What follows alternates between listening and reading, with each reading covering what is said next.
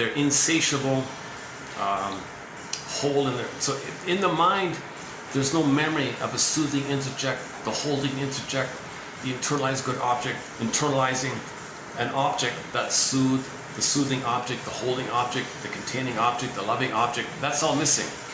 Okay, so he's still scooping to try to get that, but the present isn't a past, so he's deluded like that.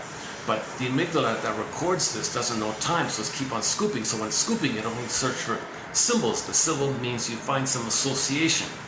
You find some association. So the codependent might be a kind of a giving kind of person, or something generous kind of person. Association. Mother's supposed to be generous. Give me, give me, give me. And the codependent, that's sweet. You know, they have their problem because they didn't finish development. So they think they can save the narcissist. The clinger thinks he can save the narcissist. The clinger and the stinger dynamic. The clinger says, "Let me save the narcissist, and we'll develop together." Stinger doesn't know what you're talking about. He's fixated at the greed mode, the oral greed, the oral rage, the entitlement like that. Stinger says, "Oh, I'll save him." Clinger's deluded. He can't.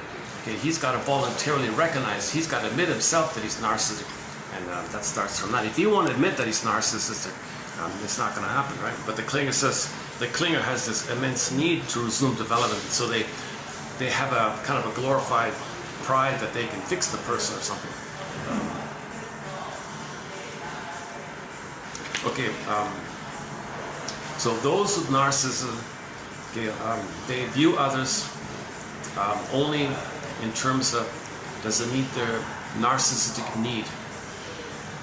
Egocentric need, that's the center stage, all about them. Look, think well about them, say well about them, mirror them, say they're great, say idealize them. And they want to see you in a devalued way. So they want to see their shame self into you while you admire them. So they don't want to know their shame self, so they need someone around to feel that's no good. So they don't feel the shame within, they find someone else who's generous to them. They think what a fool you are. Because they've identified with the aggressor, mother did that to them, they do that to others. So they need an other to do that to maintain the tie to the mother, called the Faustian deal. So his supply, his needs, his quote-unquote need satisfaction, narcissistic supply, is somebody to shame, and that shamed person will turn to them to make them feel important.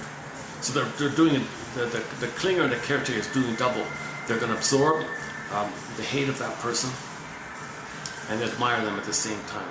Because that's what the mother should have done. The mother should have accepted the baby's anger and provided love. That's failed, so he turns to someone else for that. It's not going to work. So if the supply is repetition compulsion, get out the hate and get supply.